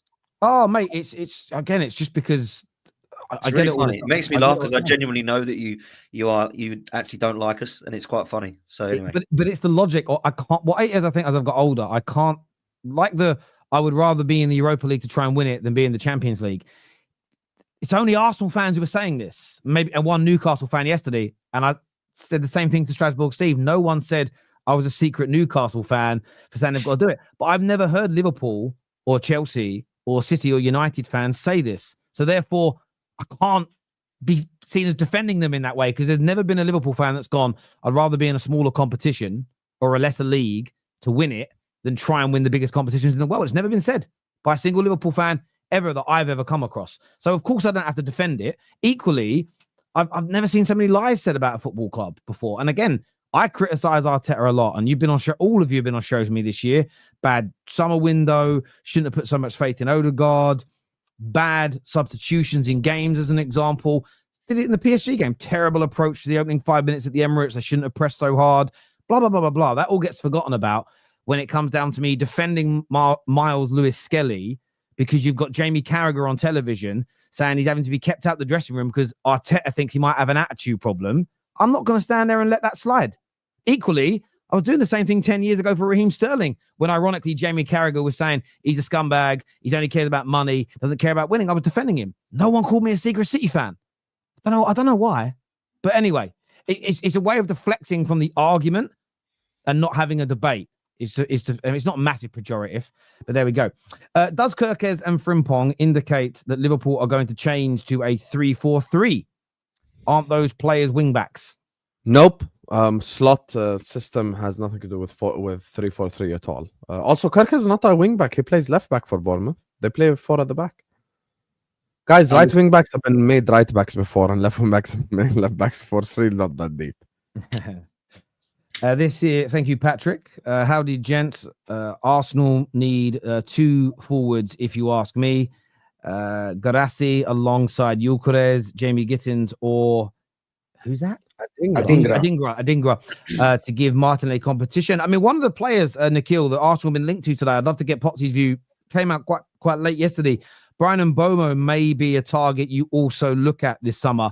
Is that the kind of level that you want? Someone that could really come in maybe and actually challenge Saka's position in the team? I like him a lot. I think he's a very good player. I think this season he's been phenomenal. I think the last couple he's been a very consistent player. He's a good goal scorer, cutting on his left foot. I think he's decent. I like him a lot, and I would take him. He would not be the one that I'd look at and go, wow, though, the star signing. So if we're getting him, it needs to be alongside other people. The 2 that I want really badly, alongside Zubimendi, who looks like he's coming in, is Gyokeres and, of course, Rodrigo. They're the 2 that I would absolutely love. And I think if Rodrigo is thinking about Real Madrid and they're thinking about selling him, obviously we don't know yet with Xabi Alonso just literally getting his feet under the desk, I would be really pleased with those 2 coming in the door for a joint, 150 million. With Zubimendi at 50. That's £200 million really well spent, in my opinion. And Mbeumo would be a really good signing on top of that. Nikhil, by the way, that's a horrible suggestion. Gittins and Adingra take you nowhere, I promise you. Terry here says, let's be honest, the problem at United has not all been down to poor players. The culture and the board are the issues, and it won't change until they change. Well, the board has changed. There's only one person left on our board now that was here just over a year ago. But you are right. The culture's got to change. There's got to be a winning mentality instilled. The players, that fits into the dressing room. The players can't pick and choose when they want to run and work hard. And it's going to take time to fix. No manager is fixing this in 1 season or 2 seasons or 3 seasons, in my opinion. It's going to take time. Chike here says, big up, gents. I still can't believe I'm a college graduate and an alumni now. Well, big up yourself and congratulations on graduating, my friend. Question for Sam. What was your first job out of college? And I want to know how you became a Liverpool fan. And congrats on the EPL. I was an intern at a chemical factory. They ended up hiring me because I did so well. I would advise you to always try to create relationships, like even at your workplace, because it will help you keep your jobs. It'll help you, be around good people, get good advice. And I tried to learn, always be open to learn. I learned a new thing every day. I took new things to myself every day. How did I become a Liverpool fan? World Cup 2002, first thing I ever watched. Most international fans are the same thing. I really liked Michael Owen, Rat, Snake, and I ended up becoming a Liverpool fan because I just followed Michael Owen to Liverpool, and that's how the love story started. So, yeah. As someone who stays up to watch football matches at 1:30 to 3 a.m., winning week on week means something to me. Yes, I want to win a cup, but watching my team lose weekly to win a Carabao Cup is much worse than last season's success. Yeah, and it's that's the dichotomy in it as well, because when you also think about, when sometimes someone's quite successful and they'll look at someone who maybe doesn't have a great job or doesn't earn a lot of money, and they're like, oh, I'd love a simple life like theirs. Yeah, but then you're going to have no bank balance and work paycheck to paycheck and be stressed about bills. Like, you can have the easier life as you see it, as in less pressure, less expectation, but that comes at a cost as well. So again, if you want Crystal Palace's success, would you go back to being 12th in the league? Would you swap everything? If the answer is no, then your logic is flawed. So I agree with you, Cal's Corner. Doesn't mean you shouldn't want the trophies, though. That's what a reductionist will say in response, but that isn't the question that's being posed. When we talk about the most successful club between United and Liverpool, we do a trophy count, including the Carabao Cups and FA Cups. Also, winning against small and big teams away in knockouts ain't easy. Don't ruin our cup memories. This is the thing, my friend. It's not about ruining the cup memories. And what you're doing is I'm not wanting to give up trophies to not have trophies. That isn't what I said. You've got to listen to the logic through. I would swap, because of our trajectory and the way we're regressing, I would swap the last 3 years to be as consistent in the league as City, Liverpool, and Arsenal. I use those three on purpose because if you just use Arsenal, everybody becomes fucking mental. Who's won more in the last 3 years?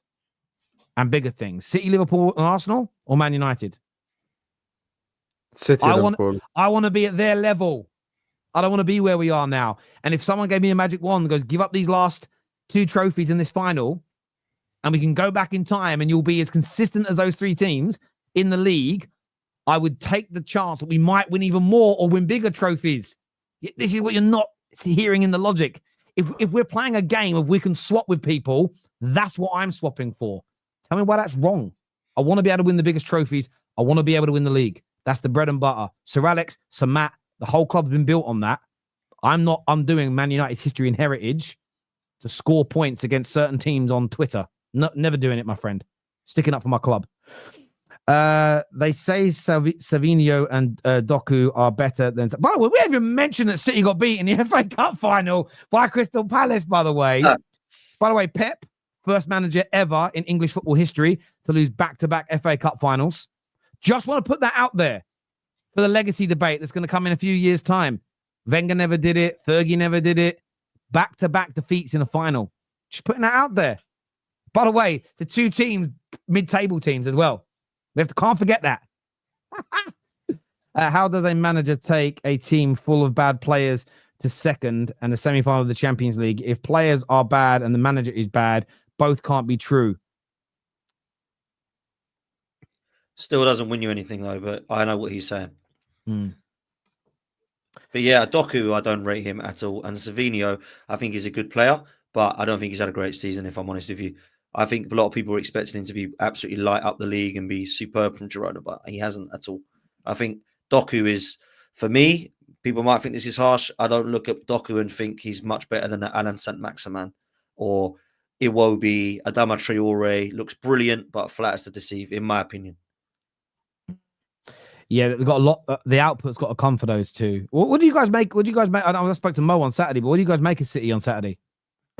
Big up Crystal Palace, the Eagles. Big up Crystal Palace. Congratulations, Crystal Palace. I think they absolutely deserve to win. Yeah. I love the stuff that Glasner did before and after the final.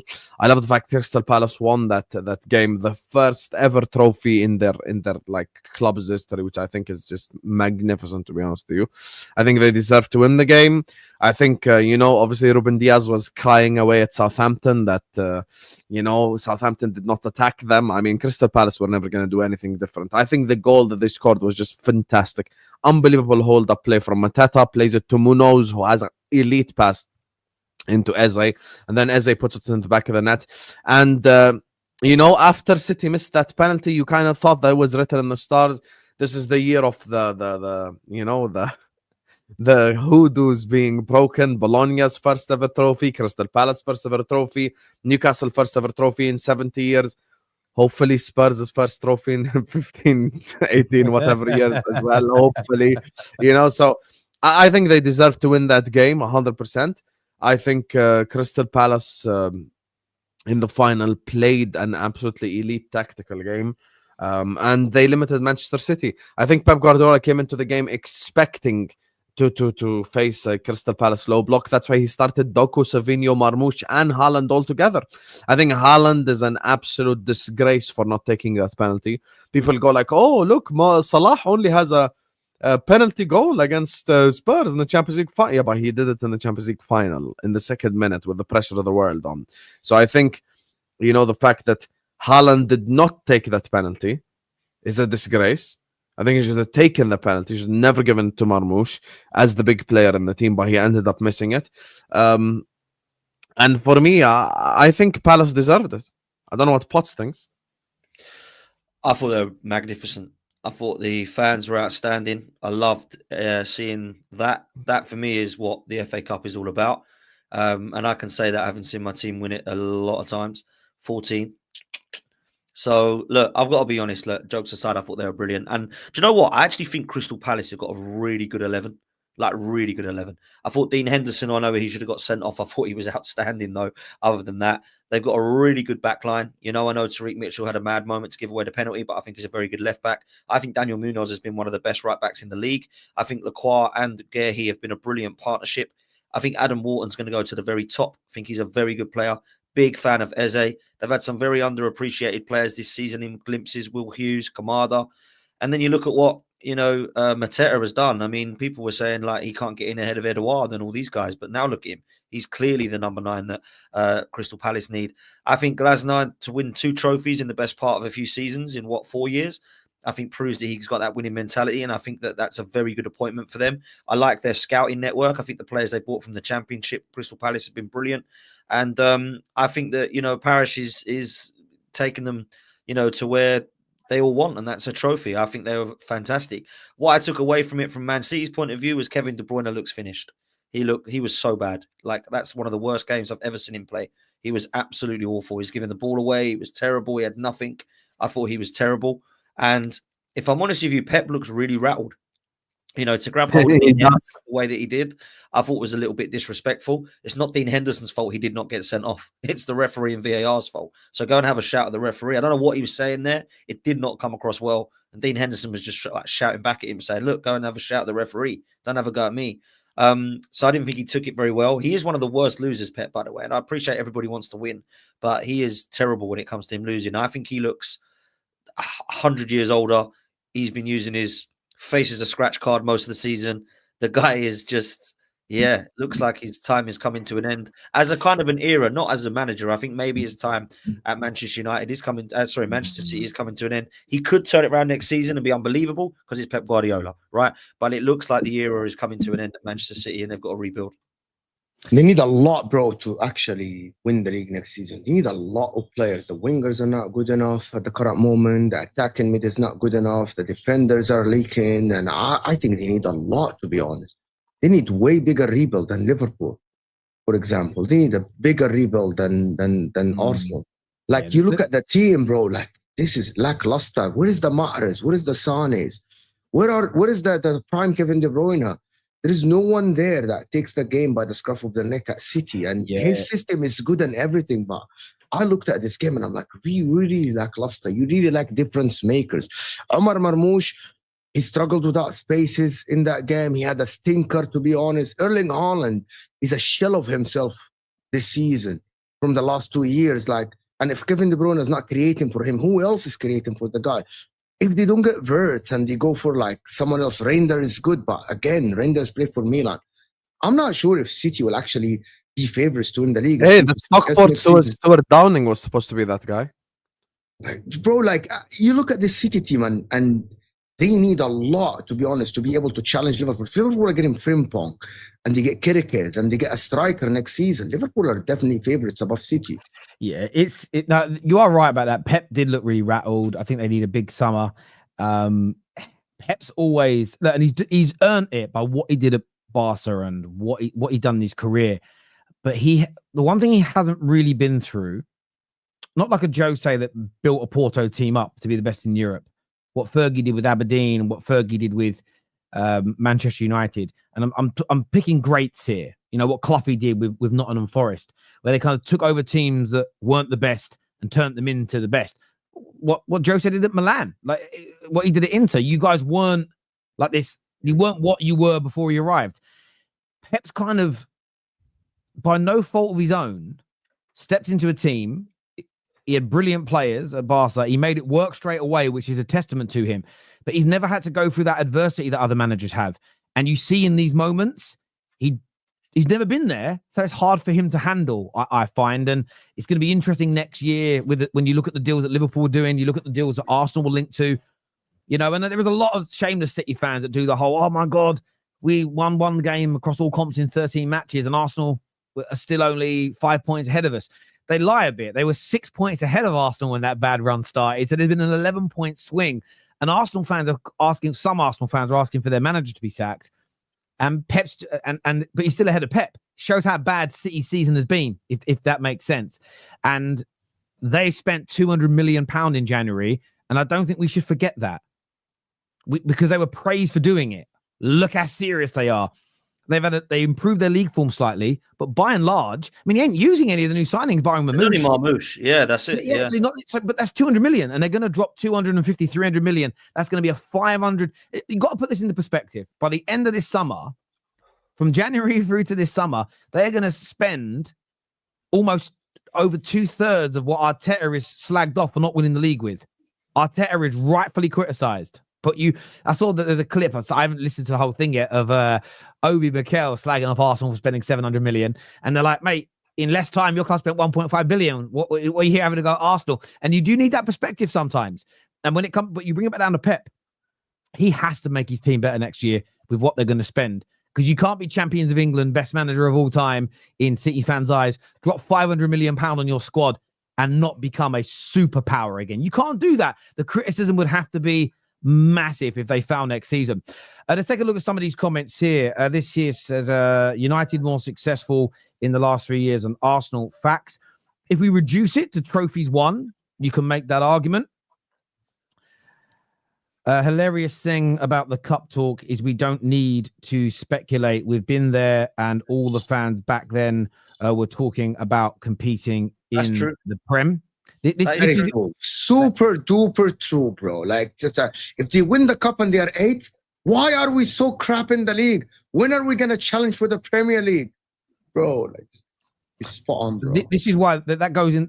You compare that to this here from Just Football, and this is why when you say if we just reduce it down to trophies, you're right. But I have seen Arsenal before. Not the same fans, but Arsenal fans fume over. Yes, we won the FA Cups, but we ain't trying. We're nowhere near winning that league. I get that that's what you got to be aiming for. That's why you know for a fact that just winning trophies for certain clubs of a certain size is never going to just be enough. There's no way Man United winning this Europa League is going to quench our thirst. That isn't, again, if you're a fan of Luton, they fucking love it. But they're Luton. There are levels to this. The money we spend, the size of the clubs, the wages we pay. It isn't just about reducing it to what did you win and not win. How good are you as a team? What are your chances of winning your league next year? What's your chances of winning the major European positions? I don't feel like we should be turning into reductionists here. And for me, damaging our sport. I think it's damaging to football to think this way. If Spurs win Europe, who has had the better season, Arsenal or Spurs, based on expectations? If Spurs win something, they have had a better season than everyone. Than everyone? Than Liverpool as well, do you reckon? No, except the Premier League and Champions League winner, of course. Okay. Yeah. But based on expectations. But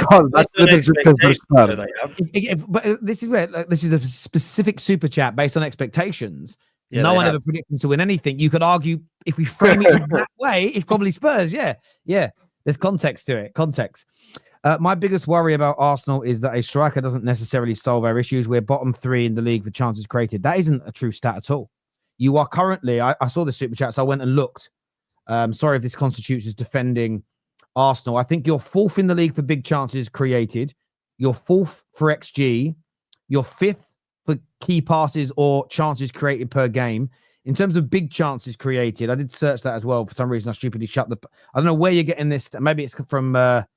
He's right about half. We do need more than a striker, but... No, you are right. I think he missed one, middle. From the middle of the pitch, where Odegaard, Rice, and Partey play, they are bottom. Right, okay. From those guys. Okay, I was about to say you're 4th. You're 4th in terms of big chances created, 4th in XG, and 5th in terms of chances created per game. That is true. But you maybe from the middle of the park, it's low. That would make sense. Sorry. That thanks for specifying. Apart from a striker, left winger, and Zubi, I think we need serious competition. That's exactly what that last super chat refers to. That makes sense. Yes. TT here says standards and expectations to win come from the manager, by the way. If we didn't get us so close, people wouldn't have those expectations. If you don't trust the board, how do you know they'll completely competently replace him? That's why there's so many people like myself, Turkish and others that have not trusted the Cronkies in the board for quite some time. So as much as Arteta we believe is a problem, he's their problem. He's the one that's employed them. He's their project. He's their process, etc. So who runs the club then? I'm sorry. Who runs the club? Who's the person that runs the club? Is it Is it the son of the guy? Is it the son of the guy? Right? Yeah, the two most powerful voices are Josh Kroenke and Mikel Arteta. If Berta comes in and has that voice, I hope it's more of a voice than Mikel Arteta. Well, I have a massive problem with this. When the son of the owner is the one that is making decision, because that happened at Inter, because they look up for the financial interest of their father. and the company of their father. It's not like looking for the best for the club. And we had this at Inter with the Zhang family, with the son who was running the club. Yes, there is a sporting director and everything, but the one that actually gives the yes for transfers, give the yes for sacking or hiring a manager at the end is the son of the owner. Right. So that son would I think that is wrong, to be honest with you, in a football club. If Spurs win, sorry, already done that super chat there. My apologies. Let's go back near the top. Morning, lads. Big up. My season's not over till Spurs beat United on Wednesday. Come on, you Spurs. In other news, Wharton next after Kerkez. Apparently, listen, that Wharton is very good. We Very signed Wharton. good. Woo! He's going to be about 80 million, but that's a good signing if you get him. Oh, it's reportedly 60 now. Oh, okay. 60. It's gone down. Okay. We are about to do the nastiest thing ever, win the Europa and then the Champions League next year. And then we didn't even qualify for any of them, the legitimately football heritage. Look, if Man United were to win Wednesday, and I'm not writing Spurs off, and then went on to win the Champions League, I would, again, you know, like sometimes if Arsenal were in a Champions League final and they were going to win it, just for the shits and giggles, I'd love them to win it with a set-piece goal, as an example. You know, there's certain things that would just be funny, right? Man United qualifying for it and then winning it next year. It would be funny to see the faces of people like Richard Keys, who said they shouldn't be there. It's not going to happen, but it would be funny. I agree with you. Who would you rather be, Chelsea with the conference or United or Spurs with the Europa? Chelsea with the conference if they finish in the top 5. Well, the bigger trophy is the Europa League, right? We agree with that. But Chelsea would have qualified for the Champions League, which is their objective. Yeah, so what do you want Arsenal? If you had to swap and Arsenal become that team in terms of the quality, would you be Chelsea winning a Conference League or the quality of United and Spurs winning the Europa? Chelsea, 100%. It's a massive gap between the Chelsea and Man United and Spurs quality, then. It's a massive quality. Yeah. No, I'm trying to look at who's won the bigger trophy. I think I'm looking at the question. Yeah, but Chelsea are better. Who's had the better season? Obviously, would be Chelsea because they've finished in the Champions League. Yeah, but if your standard is trophy, Chelsea are way better in the league. So if they both win a trophy and Chelsea are a lot better in the league, I'd rather be Chelsea. Who do you guys think's gonna make it into the top 5? Because I mean, Sunday's just. I mean, I hope City lose tomorrow night because it makes it even better. Hey, so much for boring league, eh? Well, no, they've made it. The last couple of games have become good, but the title race was shit. Not your fault though. It's not your fault. Please don't cry, Liverpool. It's not your fault. I'm not blaming you. I'm blaming Arsenal. Defend Arsenal. I'm blaming Arsenal. Blaming City for making the season shit. Yes. My club for making it shit. Yes. Not Liverpool. Calm down. I'm defending you. Who do you think is going to make it though? Big Champions League shootout. Really? I mean, it's City or Chelsea could come 7th. They could end up in 7th. It's crazy. I think it's going to be Chelsea, City, and Aston Villa.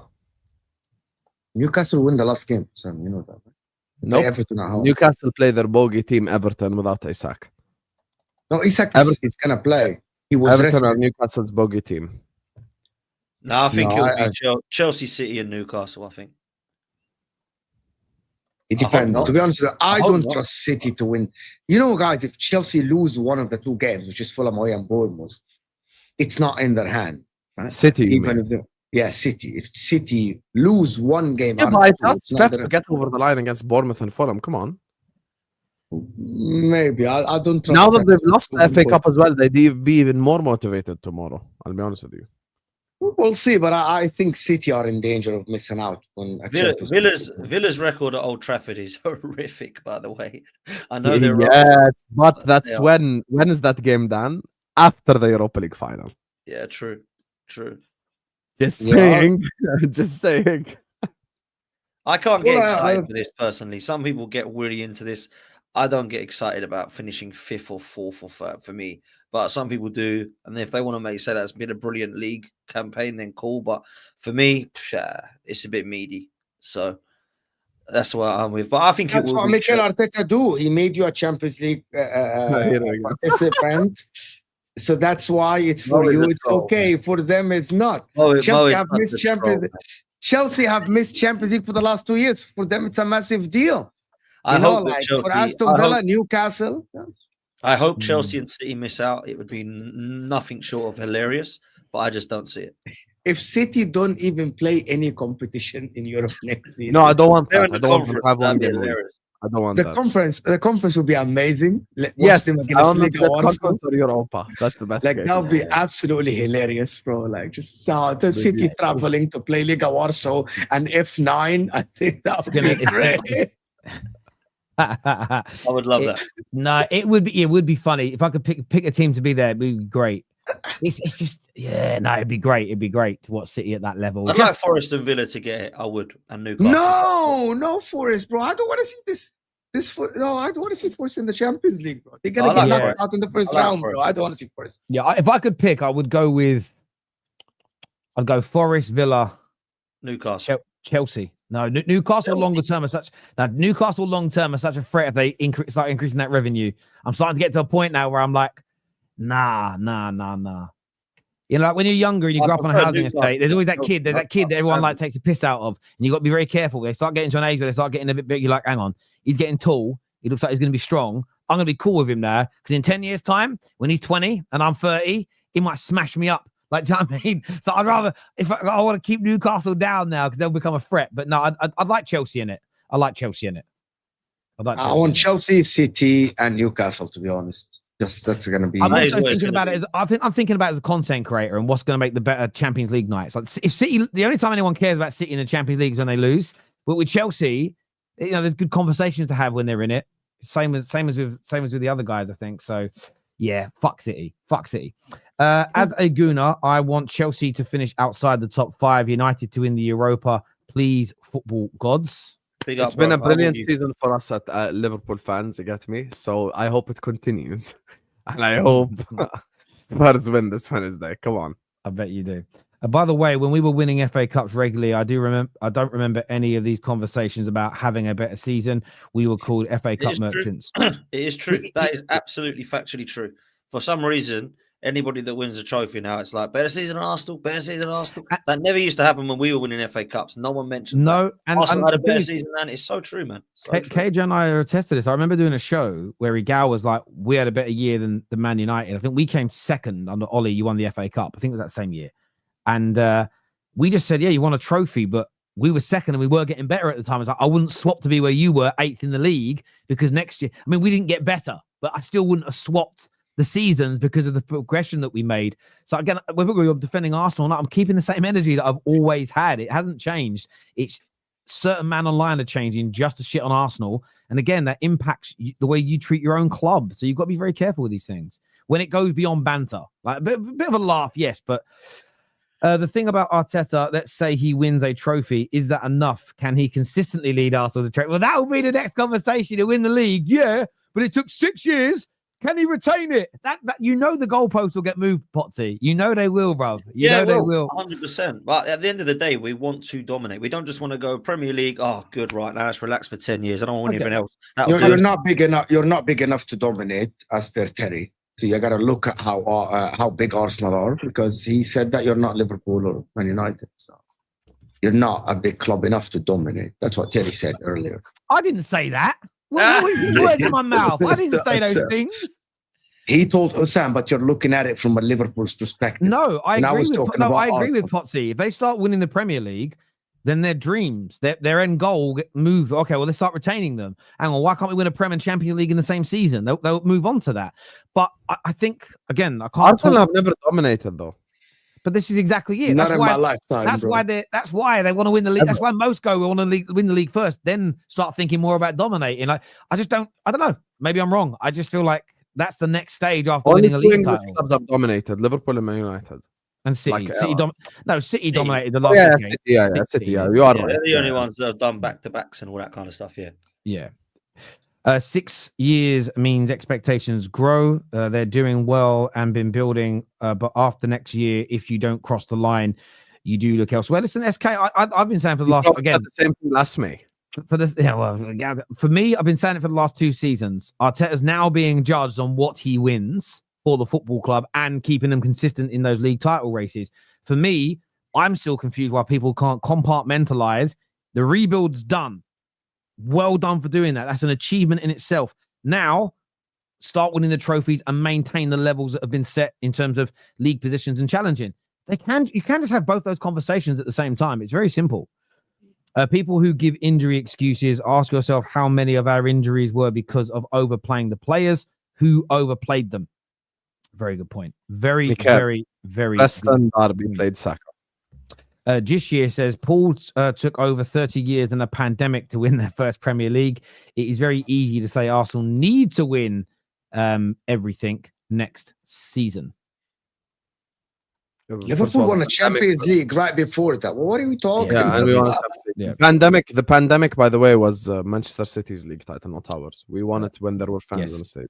Dan, please ask our friend Mr. Gunner if he would swap the league season with United or Spurs for Europa League on your show next time.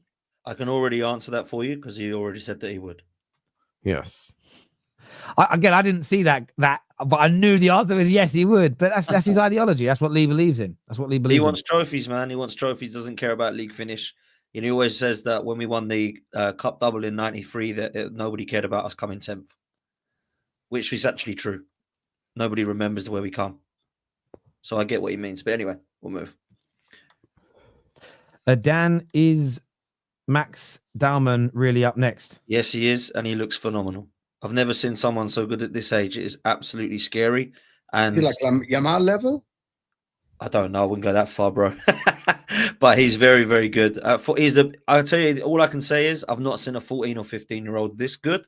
Doesn't mean he's going to be Messi or Ronaldo. Doesn't mean he's going to be very talented. So it's going to be interesting next season what happens. We've been trying to push him to be a part of the first team squad, I know, but we haven't been able to due to legalities of it because he's too young. So he's like 15 years and a certain amount of days, and that certain amount of days is too small. He needs to be nearer to 16 for us to have played him this season. But he will be a part of the squad next season from what I'm hearing. That's how highly he's rated. So, yeah, he looks absolutely ridiculously good. Ridiculous. Fourth and no cups in the EPL for 10 years versus 5 cups. Where, again, I'll take 5 cups personally, but yeah, I mean, if that's the only information that we've got, then yes, because typically if you're in fourth, are you actually challenging for that league title? You're not obviously winning Europe, and if we now know what's happened at the end of those 10 years, my only question would be, where are we by the time we're winning our 4th and 5th cup? Where are we in the league? What's our trajectory? I just need to know that question because I'm thinking about it as a United fan. Because right now, if our trajectory is down, I'd want to reverse it because I don't want to get fucking relegated. That's important. That's personally important. But it depends on the size of your club. I don't actually think Wigan fans would change their FA Cup win to not get relegated if they had the choice because it's different and different sizes of the clubs matter. But yeah, based on the limited information, the first one, but context. Hey, just tuned in. Have you guys talked about Gary Lineker quitting over the Israel genocide? No. That wasn't a talking point today. Saw his post. I'm still a bit confused by it all. I thought he was quitting the BBC anyway at the end of this season to do his podcast stuff. But look, he said what he said. He put it out there. I don't really understand it because I haven't actually watched the screenshot. I don't know what was being said in the video, so I can't say whether it was good, bad, or indifferent. But yeah, that's on them. I'm leaving that one there, people, because can of worms. People remember. I do believe people should be able to express their opinions on all those things, though. Just like I said about Saeed expressing his opinion and wearing his badge, things should be allowed to be done. People remember the winners. Arsenal got a good pull-out game. Oh, wow. Yeah, people remember winners. You could have left it there. People remember winners. Yeah, no, they do. And that's also very, very important. And it's not, again, like I said earlier, it's never about, I don't want to win trophies. It's just like you guys, as you say, you came 10th in 1993. If you look at your body of work, a couple of years prior to that, you were league champions. I think the following season, you were 4th.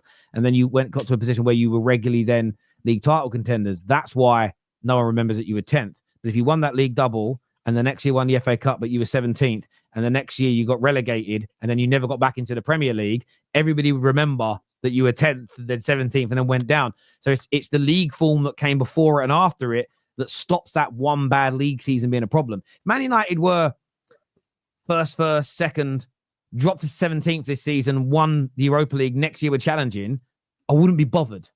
Its trajectory is what I'm talking about. And the question's always specific to my club. So there we go. Well, the last time we come second 3 times in a row, we won a double after that. So let's hope we win a double Well, next season. but again, ironically, and was that the 90? What year was that? We won the double in 98 with Wenger, then 99, 2000, 2001, we come second.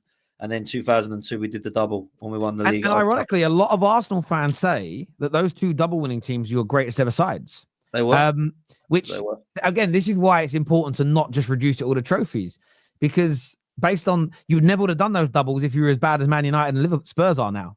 The 2002 side was better than the Invincibles, as in a squad. Yeah, I remember chatting to God rest his soul, Claude. Me and Claude had a lot of conversations about that because I thought that team was better, and I said it on a stream, and all the Arsenal fans went mad at me. And then Claude came on. He messaged me. He says, "Can I come on?" So I sent him the link, and he came on and backed me. And I was like, "I appreciate that, Claude," because I was getting cooked.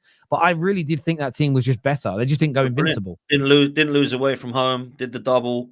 Won 2 trophies, not 1. Won the league at Old Trafford. Without Thierry Henry and those guys at Cunha and Will Todd, without Bergkamp and Henry, it was incredible. That was incredible. Yeah, I agree.